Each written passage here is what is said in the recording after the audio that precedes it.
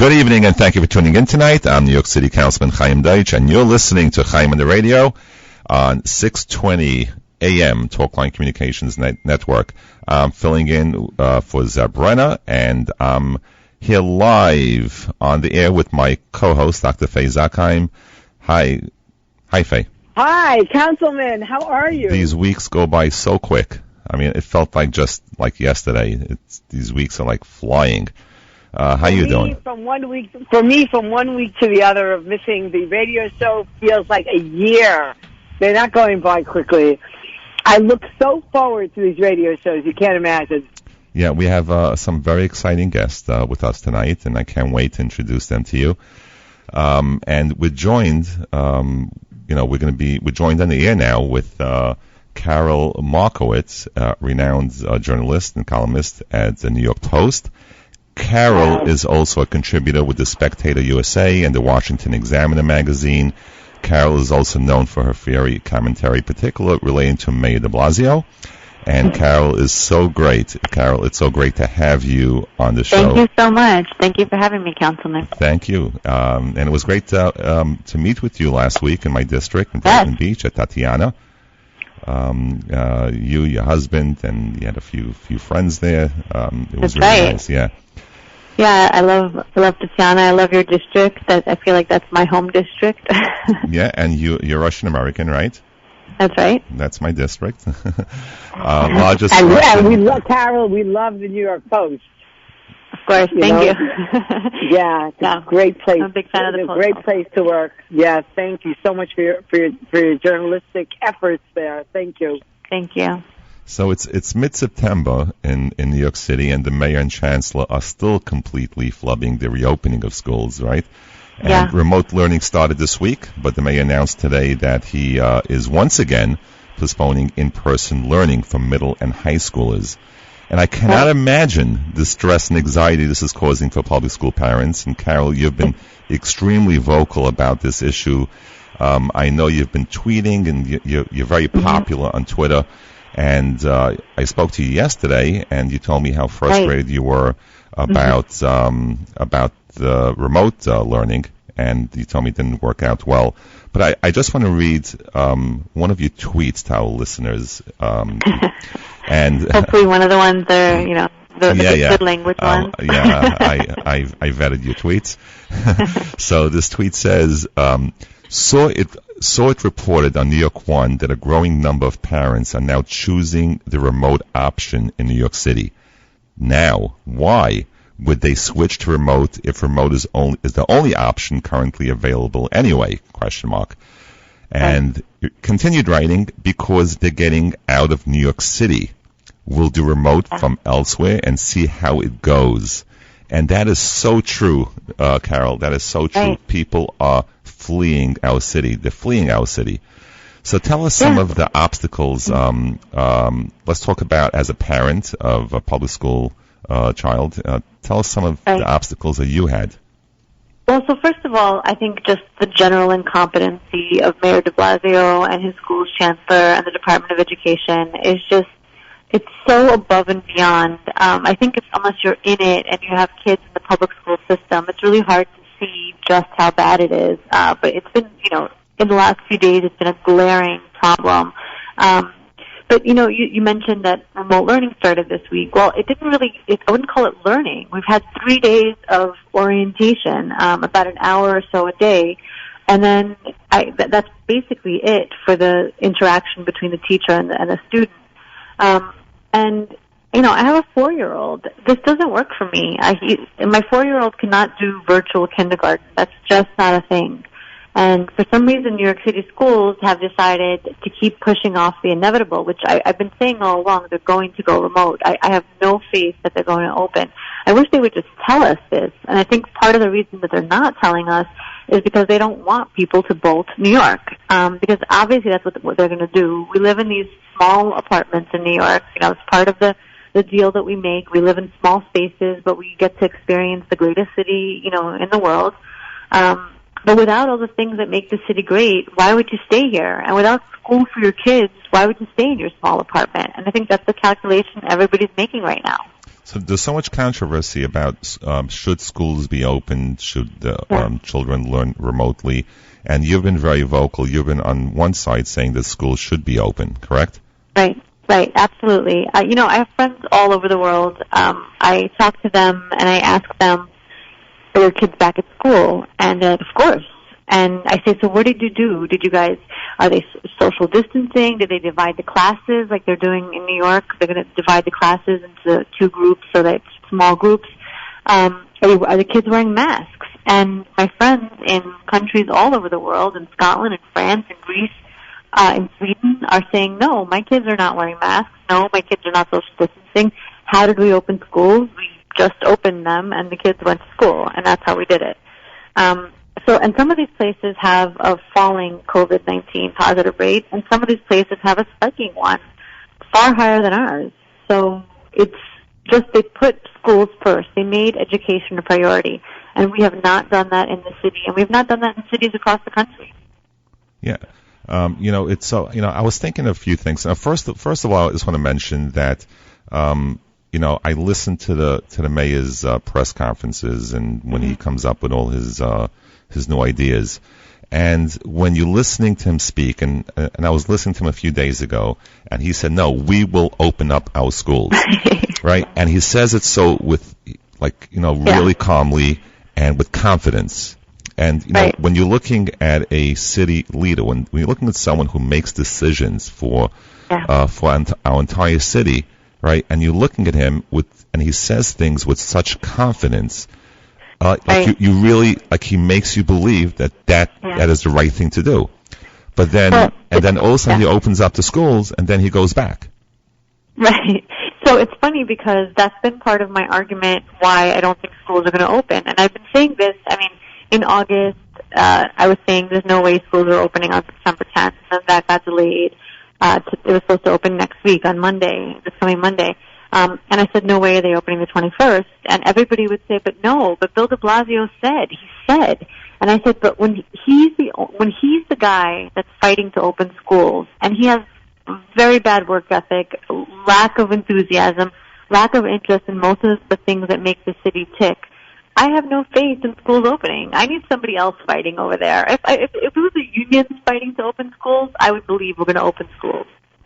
Yeah, and we need more voices such as yours, and you are you write opinions for the New York Post, and you're common sense. When I look at your social media, everything is like the same way we all think, and my district thinks like you, and I have a question. We spend $28,000. New York City spends $28,000 per child. So what would happen? And I want to hear what you have to say. What would happen? You have working parents out there.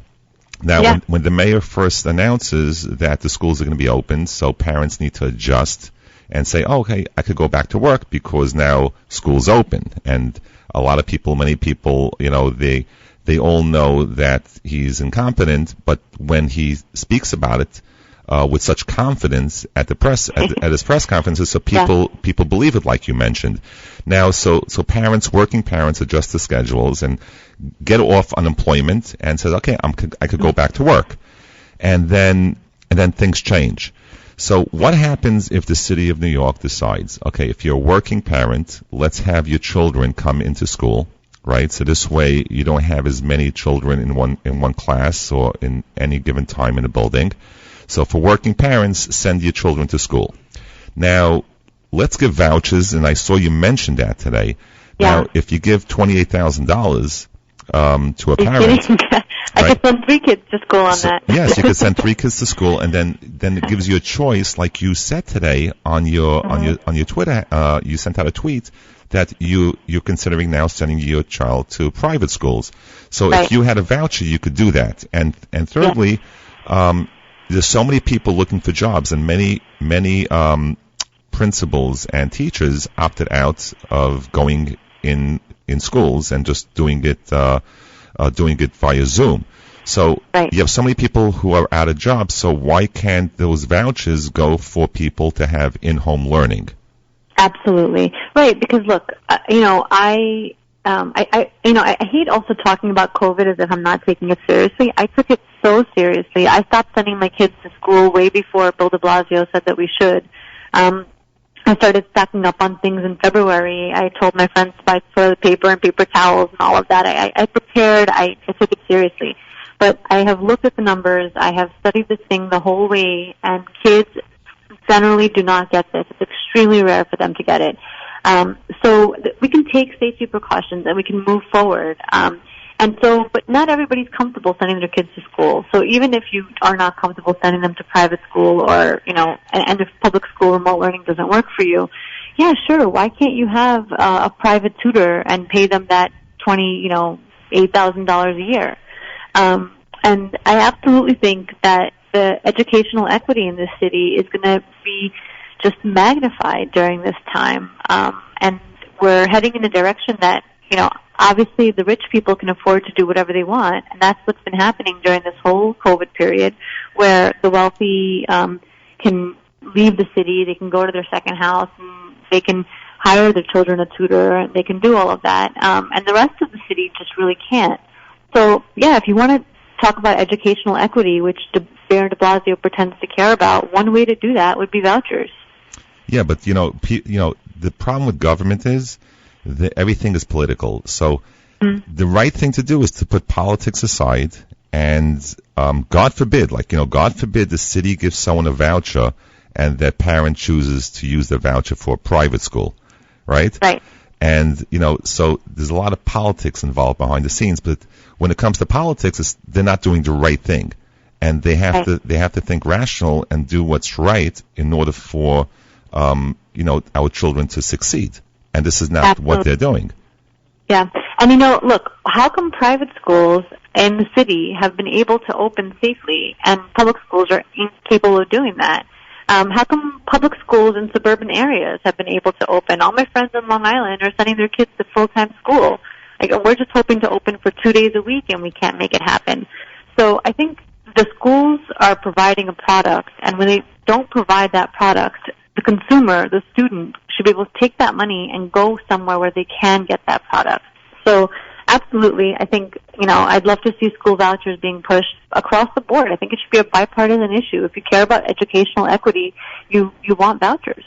I think that might be the problem when you have one individual or two individuals who are making decisions for 1.1 million public school children. Like if you have a private school, so there's guidelines from the governor, there's guidelines from the mayor, not always the same because they're constantly bickering with each other. And then the guidelines go to the private schools, and then the private schools really implement how they keep the schools safe. So you don't have Mayor de Blasio who is telling the schools day to day, okay, how should you operate? And I think that is why private schools were able to open up in a safe way. And unfortunately, yes, it happens that there are cases of COVID, and then that's expected. You handle it, right? Yeah, you handle it, and but the city is listening to one or two people, and it's between the chancellor and the mayor. And the mayor comes out. I don't know what's happening behind the scenes between the mayor and the chancellor, but at the end of the day, it's the mayor's call. So whether the chancellor agrees with him or not, it really is irrelevant because the mayor makes the ultimate decision. And we have seen that with other agencies, with Department of Health, when there was a lot of disagreements between the leadership and from Department of Health and the mayor. Yeah. Yeah, and they're very ideologically aligned. They both want to get rid of state testing, for example, this year, which I think would be a terrible idea because it will show us, I think that we need state testing to show us what is going on in our educational system during these tumultuous times. And it's very easy for bad teachers to hide in times like this when we don't have the state test. Another thing is they're taking shots at the gifted and talented programs, something they've always wanted to get rid of. And this year they're like, well, we don't have enough staffing. Sorry, you don't get your gifted and talented programs. And so I think their ideology is just frequently on display. And the fact that they're ideologically matched, I think they often agree on how to handle schools. Wow, it's amazing. I have a lot to talk to you about. And, I want to take a commercial break. When we come back, I want to continue some of our conversations. Our call-in number in the studio is 718-303-9090. The call-in number here in the studio, if you have any questions, 718-303-9090. We're going to try to take some calls. And we're going to take a commercial break, and we'll be right back.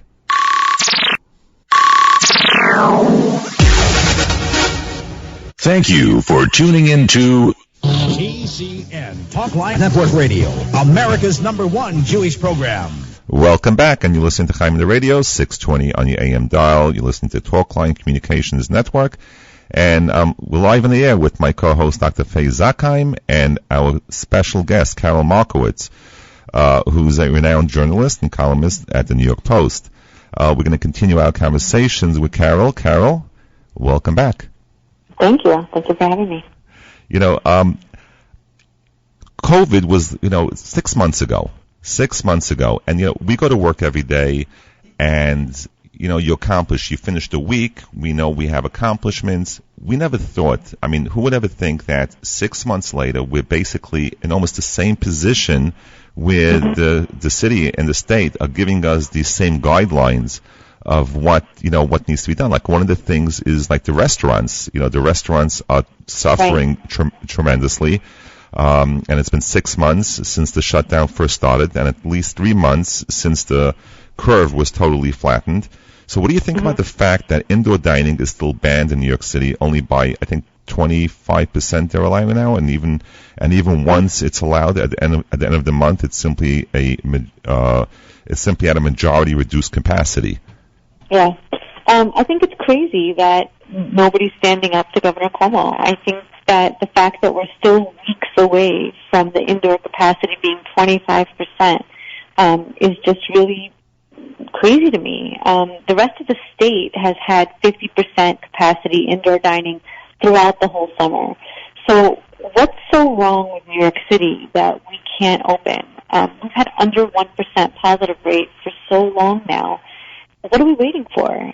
And the fact is, they just seem drunk with power. Governor Cuomo has absolutely no scientific reason to keep these restaurants closed any longer. And the problem is that the media really gives him a pass on all of this. They don't ask him any kind of questions that would make any kind of sense. They don't ask him, what basis, on what scientific basis he believes we should be at 25% while the rest of the state is at 50%. And I think they just let him get away with this. And I think that the main lesson I hope New Yorkers take away with it from this whole COVID episode is the more power you give to the government, the harder it will be to take back. And that's where we are right now. And we're seeing in other areas how even like months ago, when the mayor allowed like certain things, that it should be done safely, where he failed in those areas too. But even the businesses, like 3 months ago, I called, I had a New York, I think it was a New York Post article, where I was saying that small businesses should be open safely. And the problem is that I don't think there's any type of plan that the city has where they could actually send people out and educate businesses. Okay, you have a store, it's 1,000 square feet, allow a certain amount of work, customers inside at a time, give guidelines to the people working there. There was nothing at all. It was just like basically the businesses need to be closed. And so there is a way to do it, but there has to be like leadership, and really, management. And that same person needs to know how to manage the employees in the city. And we have seen that the mayor has spent, I think, $2 million for raises over the last several months. And then now he's saying he's furloughing his week salary. And that's the good part. But the sad part is that he said he's still coming in for that week. So we should have just told him to stay home for that week. Right. I think also we have to give some kind of faith to New Yorkers. We got it. We've been doing this for a while. Nobody's going to be standing close to each other anymore, even if we don't have designated spots drawn for us on the floor. We understand what's happening, and we understand how to combat this. Somewhere like Sweden that never locked down, and yet they were able to keep their numbers sort of in line with other European countries, they didn't need to be told, don't sneeze on each other, don't breathe on each other, try to keep a distance. That just seemed obvious. So I think we're at a stage now where a lot of these guidelines really are obvious, and they should give us the space to be free people and live our lives and, open up the way we should. Yeah. I was in a conference call was it yesterday, 2 days ago with the Department of Health, and they made a big announcement, and they had a conference call with all the elected officials saying we're having an uptick of COVID. And then the areas they mentioned, the neighborhoods they mentioned was, Borough Park, Williamsburg, Far Rockaway, Midwood, Crown Heights. And these are the only areas they mentioned. So I was very concerned about the message that they're sending. Why? And they asked me, why are you so concerned? And I said, very simple, because in the Jewish areas, people are testing themselves a lot more, than other areas. Like Labor Day, I went to Canarsie, and they have this huge park. I don't know what the park is called, but I was driving by, and I saw thousands of people in the park, no masks, nothing. So in certain areas, people are not being tested. So why are you mentioning all the Jewish areas that there's an uptick and sending a message out that people are going to start saying, they're going to blame the Jews. People are doing it, right? Yeah. So they said, so the answer was, this is the data that we have. I said, well, the data that you have, this could be correct. But if you don't have data from other areas because the mayor is incompetent of giving those testing in other areas, don't single out the Jewish communities when you don't have those testing, those testing in other areas where you might see the uptick too. So in other words, if you do have the testing in other areas, you might say, so Borough Park, Williamsburg, Flatbush, Crown Heights, Brownsville, Canarsie, Queen, so there would be other areas, and that's fine. Yeah. I have no problem with them coming out saying, we need to work together to make sure that we don't spread COVID, and by telling people they should wear masks, they should wash their hands, and everything else.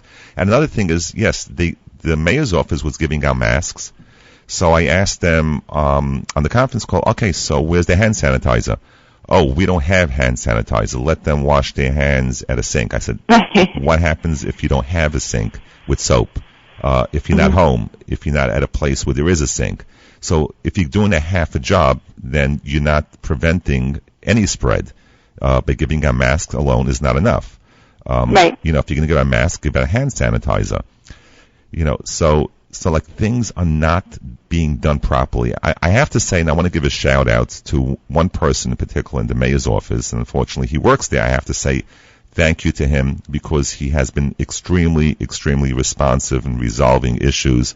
So I want to give a public shout out to Penny Ringle, who works for the mayor's office, who's been unbelievable. He answers his phone literally 24/6 and probably even 7 if it's an emergency. But he's been really responsive, and I just want to say thank you, Penny Ringle. If you're listening, if anyone that knows Penny is listening, let him know that we gave him a shout out. Now, Carol, let's get back to the mayor. So, you have, let's talk about the rise in violent crime here in New York City. I've been pretty vocal about my opinions on what causes the rise in violent crimes, and I believe anti-police rhetoric has a lot to do with it. What is your opinion from the journalist side of it?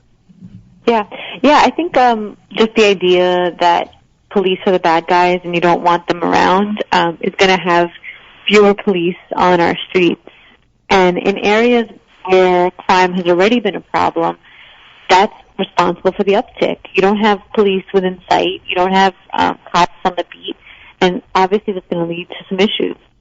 I think that, the idea that I've been finding really noxious is a lot of these wealthier white journalists are, posting pictures of themselves eating in empty parks and saying, oh, look, New York's not a hellhole. Look how beautiful this is.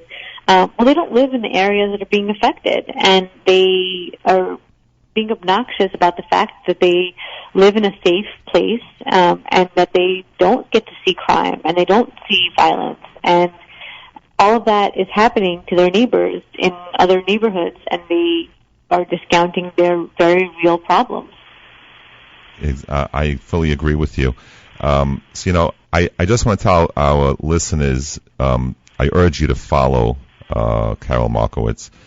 She's really vocal, common sense, and if you want to follow her on Twitter, it's @Karol, Karol. So I have one final question for you, Karol, and the message is you have a very conservative view on things, and when I say conservative, it means common sense view on things. What is your message to our listeners? Like, every time something happens, whether it's police rhetoric or anything that happens in the city, we don't hear people being vocal about what is right.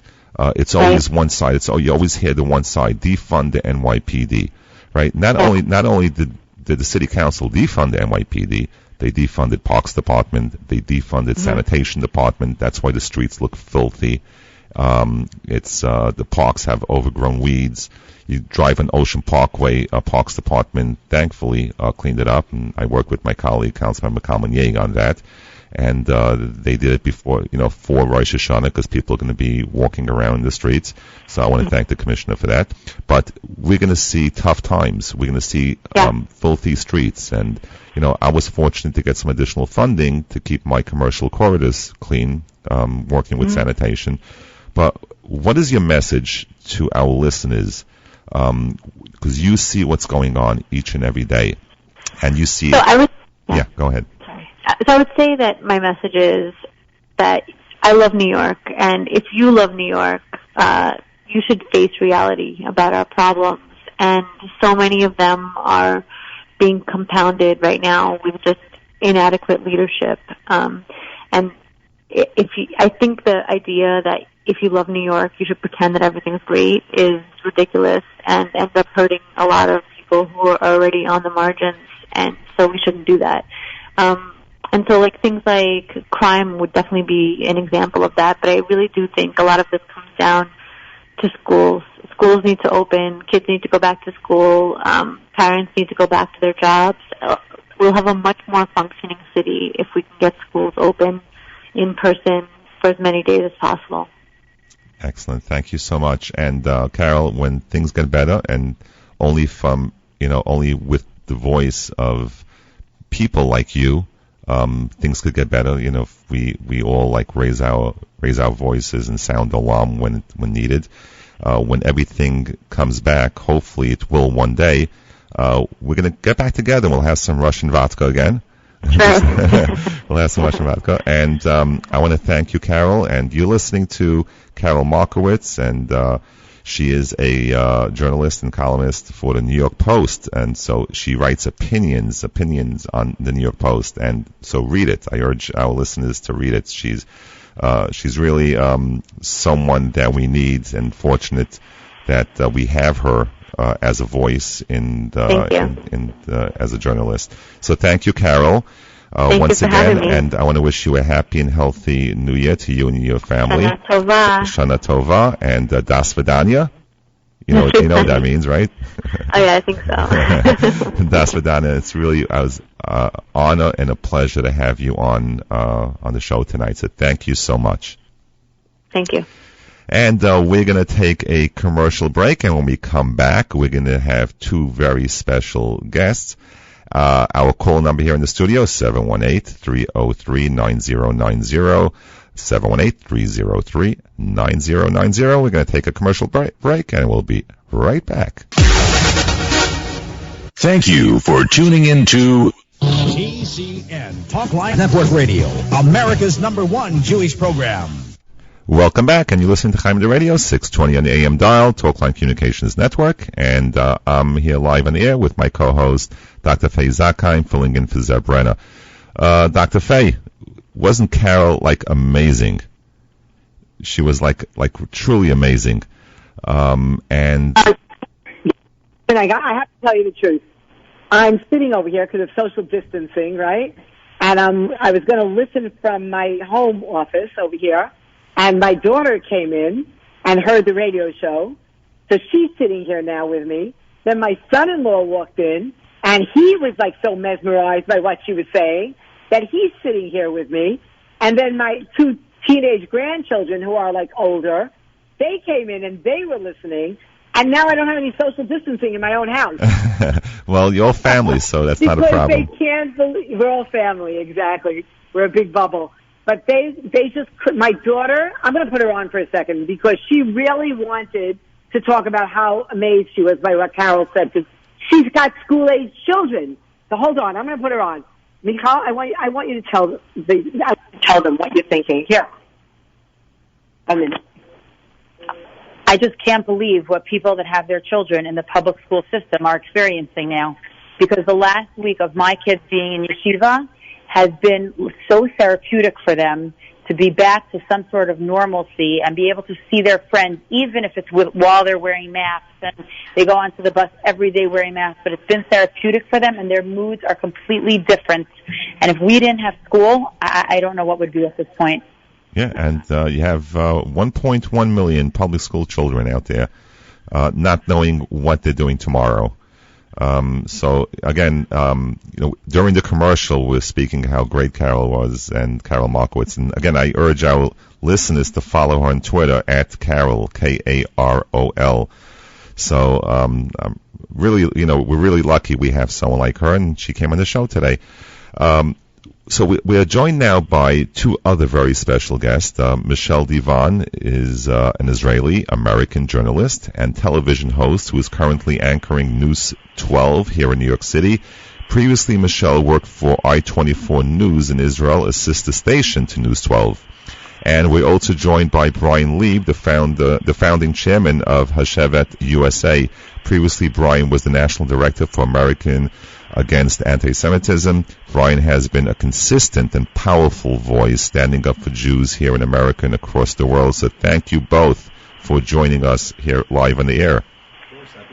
Thank you, Chaim. It's such a pleasure to be here, especially with Bryan by my side.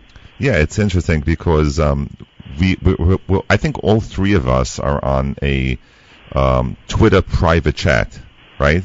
And we are. Yeah. So it's me, you, and Bryan, and you always put like your tweets on there, and Bryan puts his tweets.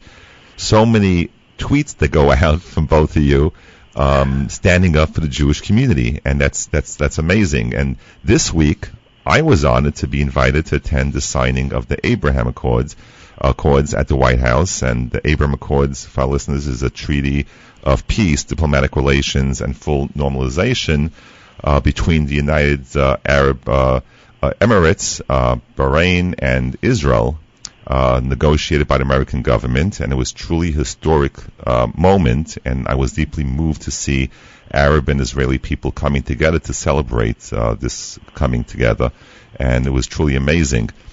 I spent 5.5 hours driving up to Washington, 5.5 hours coming back, 11 hours driving, and I spent about 3 hours there, and it was really amazing, historic few hours for me, just watching everything happening just right in front of my eyes.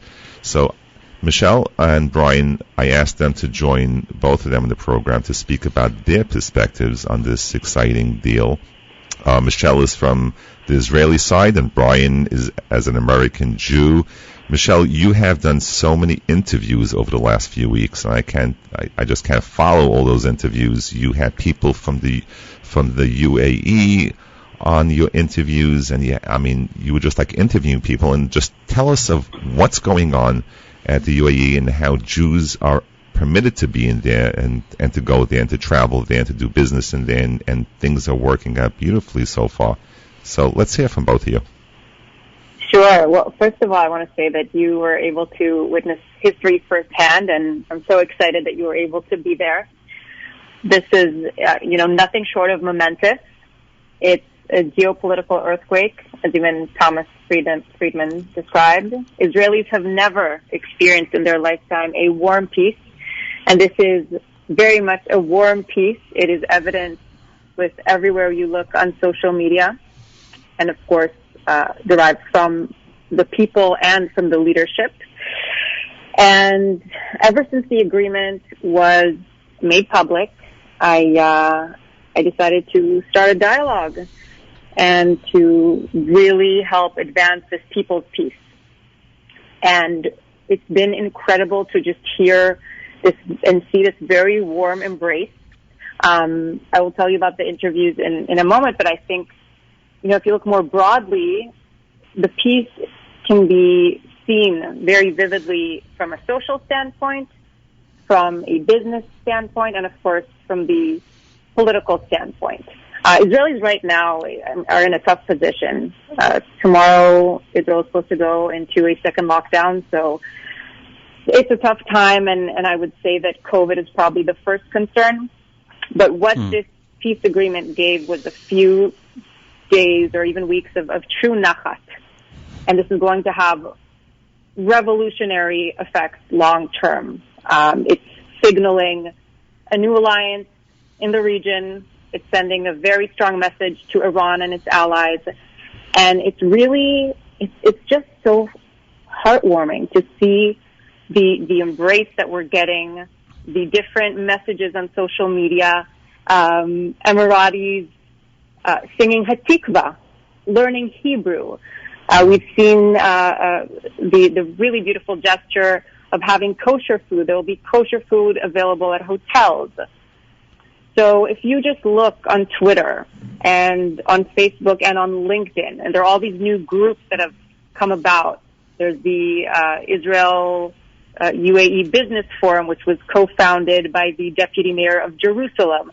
There's the UAE Israel Tech Group. There are so many business opportunities that are coming with this, and it's really hand in hand with the social relationships, and it's showing us Israelis that we really have a partner, a cousin, a friend that is not so far away that we will soon be able to fly to. As you know, Israelis love to travel, and it's just life-changing for everyone, and it's the beginning of so many other beautiful partnerships that I expect we'll be seeing very, very soon. And that's truly amazing. And, Bryan, do you think that Americans understand the gravity of this deal? I mean, based on what's going on, the people you speak to, I mean, this is huge. Yeah, I think they're certainly starting to, and I can tell you as I'm sitting here in the studio with you, I received a Twitter message from an individual with a United Arab Emirates flag next to him. It says, "Shana Tova,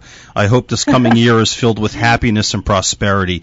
Things like this are happening, Chaim, all day long. I mean, the messages that I'm receiving on Twitter, on LinkedIn, from people that are reaching out to want to connect with me, it is just so heartwarming. And I think what we're seeing happen here is the normalization and the signing of the Abraham Accords has taken these friendships and these relationships between Israelis and Arabs throughout the Middle East. It's taking these friendships and relationships out into the open for the world to see what's happening. I'm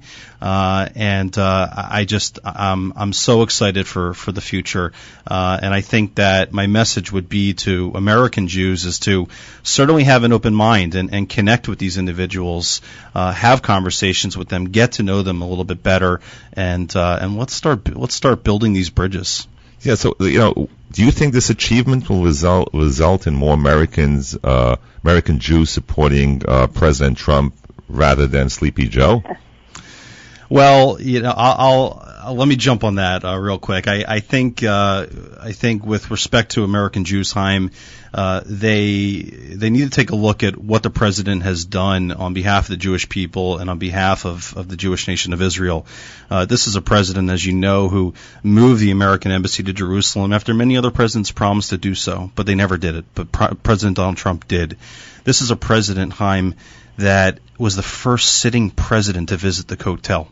And on his first trip overseas, it was Israel that was his second stop. And listen, it's a polar opposite in comparison to President Obama, who didn't even visit Israel once during his first term. But the things that President Trump has done for the Jewish people, and I think one of the most major things that he's done, and Michelle can maybe talk a little bit about this as well, is the executive order that he signed combating anti-Semitism and protecting Jewish students for the first time ever on college campuses. That is just major. Michelle, what do you think? Well, I do want to say that regardless of your politics in the United States, and we know that everything is very political, from health to education and everything else, this is something that all Jews should be incredibly proud of, supportive of, which is what I've been seeing personally. And it really doesn't matter who you're voting for. You have to recognize that this is an extraordinary achievement by the Trump administration. Definitely have to give them credit for this. And this is really life-altering for Israelis, for the entire region, and hopefully for American Jews who can understand how things are really changing. And Chaim, you did ask about the Jewish community and Jews feeling comfortable going to the UAE. Well, there's a very prominent community over there. It's small but mighty, and it's actually a growing community. I interviewed the chief rabbi, Rabbi Sarna, who is stationed actually here in New York at NYU, but he helped establish the NYU chapter in the UAE. They hold Shabbat services every Friday via Zoom now. So I've been able to join one of those as well. And they are feeling embraced and empowered. In 2019, the UAE had a year of tolerance, and I think that also changed a lot. So there's been a movement happening in the past few years that have really allowed for this religious freedom. And so for the Jewish community over there, this isn't entirely surprising, though it did catch people by surprise because no one knew it would happen so fast. But people are feeling extremely comfortable to practice their religion openly. We can definitely expect more Jewish expats to be moving, and I will not be surprised if we'll see the community even double itself in the coming years. It's a really, really beautiful process to see. Yeah, and soon they'll have a Pesach program over there, right? They will have everything. Definitely. They are moving at light speed. I think when a lot of us were looking at this starting to come out into the public, we were wondering, it looks good on the surface, but what's actually going to happen and how quickly might that happen? And the fact that there are Israeli delegations that have been back and forth to Dubai on multiple occasions now. I believe that there is Michelle, there's a delegation from the United Arab Emirates coming to Jerusalem on September 22nd. This is a paradigm shift of epic proportions, and I love the point you made about how, regardless of your political stripes here in America, we have to celebrate this. This is a win for anyone, not just in America, but anyone in the world who celebrates peace and wants peace. And I really hope that this starts to create that paradigm shift where more and more Arab countries are coming on board, choosing peace and choosing to recognize Israel for the economic powerhouse that they are. I'm really excited about what the future holds. Absolutely. And just to add on that, we've seen already 2 delegations from Israel's 2 leading banks go and sign different agreements, opening up much more room for commerce and trade. Both Bank Leumi and Bank Hapoalim just recently visited the Emirates. We're seeing cooperation on the vaccine front. That was part of the deal. And so there are just going to be so many opportunities on different levels. And the Business Council is definitely, helping promote that. So yes, right now we're seeing ground for so much activity, and it feels like everything's possible. And like Bryan said, things are moving at light speed. I'd also like to add that tomorrow, Rosh Hashanah, the leading English newspaper of the Emirates, Khaleej Times, published a special edition of Rosh Hashanah. I shared it also on Twitter, and they feature Rabbi Sarna, and they are featuring all kinds of traditions and making it just really a part of the Emirati now culture. The Jewish community is just another part of being in the Emirates, and it's beautiful to see. Beautiful indeed. It's so special. I was telling some friends the other day that never in a million years would I have thought that we, would have these peace deals without war. And not only is it just Israel and the UAE and with Bahrain and now there's so many other countries that are coming on board. I just think Israel has come such a long way since 1948, and the future is just so bright, so bright. So I want to thank you both for your insight and being a voice of reason and always standing up for Jewish causes. So you're listening to Michelle Divon, who's an Israeli-American journalist and television host who's currently anchoring for News 12 here in New York City, and Bryan Leib, the founding chairman of Shevat USA. So I want to thank you both, and I want to wish you both a happy and healthy New Year. Thank you. And thank you for Shana joining Tova. us. Shana Tova to you as well. Shana Tova. And to our listeners, I want to just say L'Shana Tova, have a happy, healthy, successful New Year during these trying times and after, and hopefully we'll overcome everything. And I just want to apologize on behalf of myself and my staff in case we missed one of the thousands of emails we receive each year, or we couldn't get something resolved, an issue that we couldn't get resolved, that you reached out to us. So I want to apologize for that, and we always try doing our utmost best to respond to our constituents, to make sure we make people's lives better. And unfortunately, we're living during a time where we've seen so much going on throughout the city of New York, and there's a lot to be done. So working together for the new year and after the new year, let's hope that during Rosh Hashanah, when the gates of heaven open and God listens to our prayers for a happy and healthy New Year for everyone. So with that said, I want to just Bryan, if you want to wish, and Michelle, I wish everyone a happy, healthy New Year, and then of course I'll defer to Michelle first. Okay. Well, Shana Tova to you both.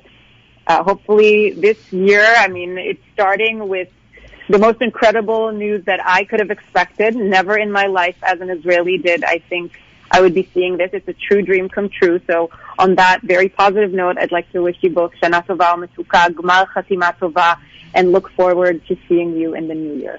Thank you. And likewise, Michelle, it's been too long. A Shana Tova to you, and I hope to see you in person. And Chaim, I've got to tell you, I've met a lot of politicians throughout my life, and I would say that you're probably one of the most hardworking politicians I've ever met. I'm not saying that just because I'm sitting in front of you. I mean it. You're 6 feet away. No, yeah, of course, 6 feet away.